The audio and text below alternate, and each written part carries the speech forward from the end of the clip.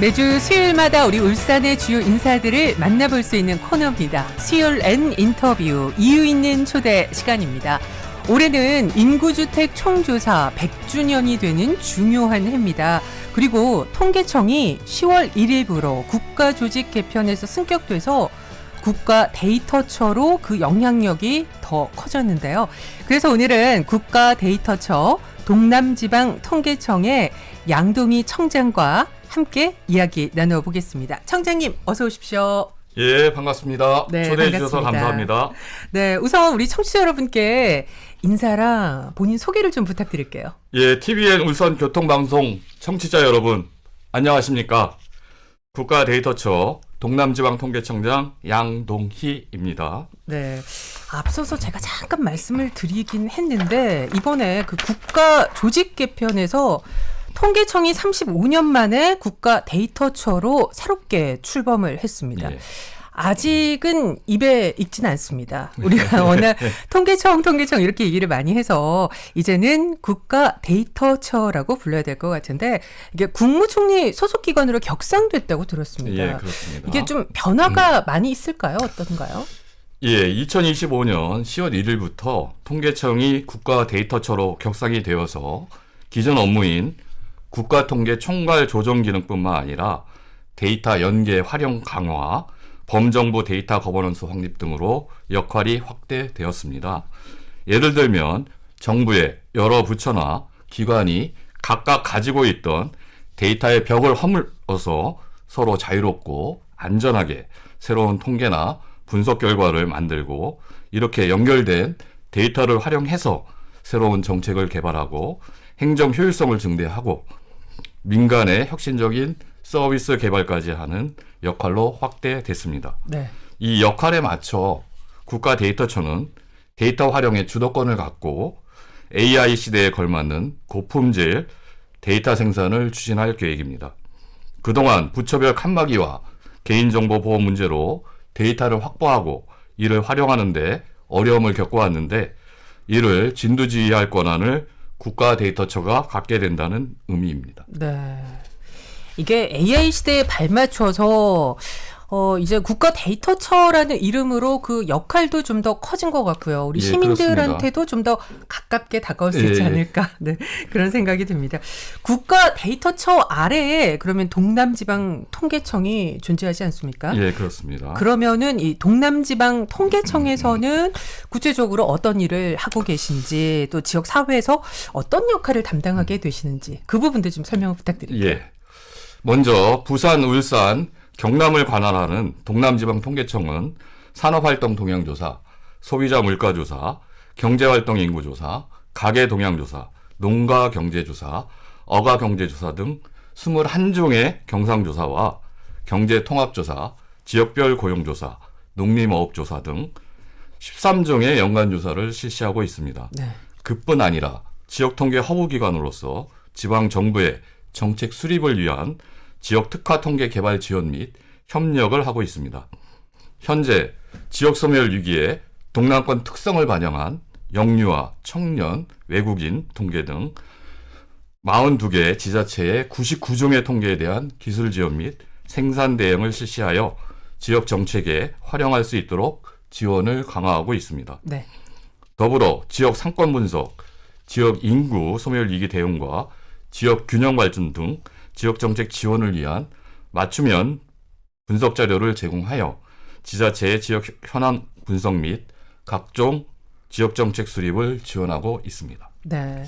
사실 뭐 국가의 정책 수립을 위해서는 그만큼 정보가 중요하다 보니까 이제 국가 데이터처 그 안에 있는 동남지방 통계청에서 이제 구체적인 조사 업무들을 다 진행을 하고 계십니다. 예, 그렇습니다. 올해 보니까 가장 중요한 국가 통계 사업이 있더라고요. 네. 예. 여러분도 뭐 방송에서 들어보셨을 것 같아요. 2025 인구주택 총조사 그리고 또 농림어업 총조사가 있습니다.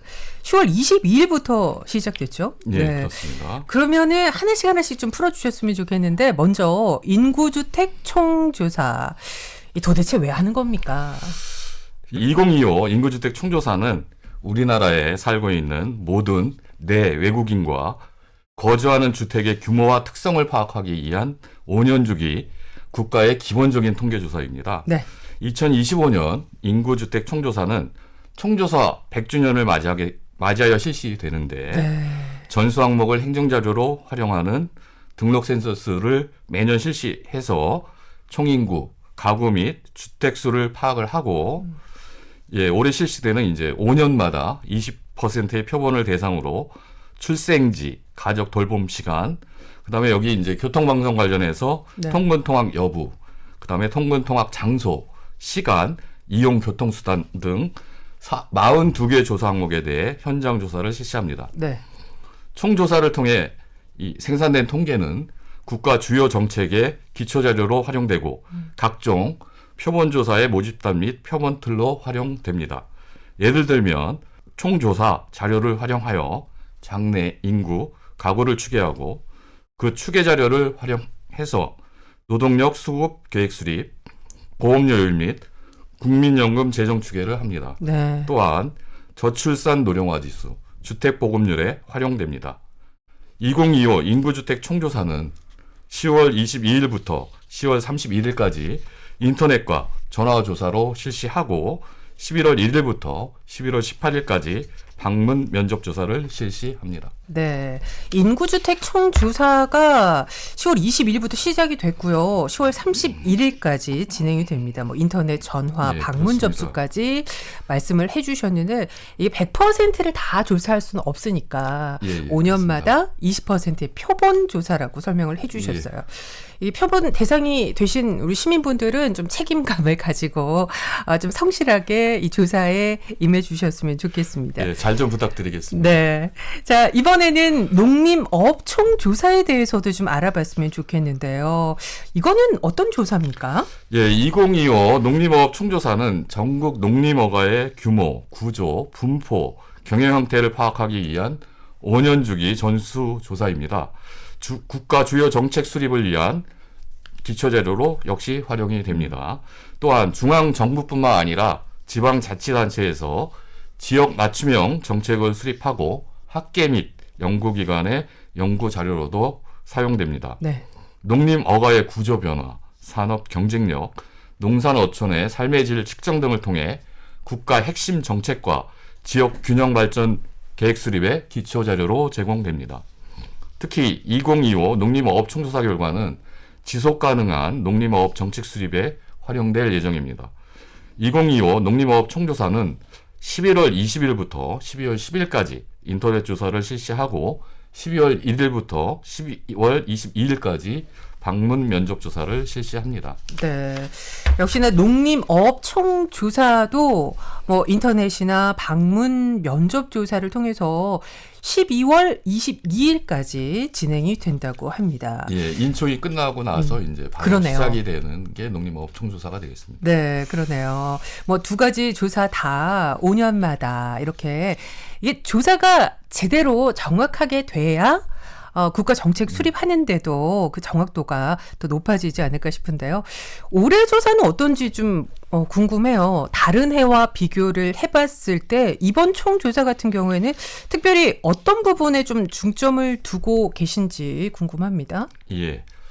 이번 총조사 참여는 나와 우리에게 필요한 정책이 반영이 돼서 혜택으로 돌아온다는 총조사 참여 의미의 공감대 형성과 국민적 이해를 통하여 적극적인 총조사 참여를 유도할 계획입니다. 네. 이에 맞게 공감대 형성을 위한 홍보도 적극적으로 할 예정입니다.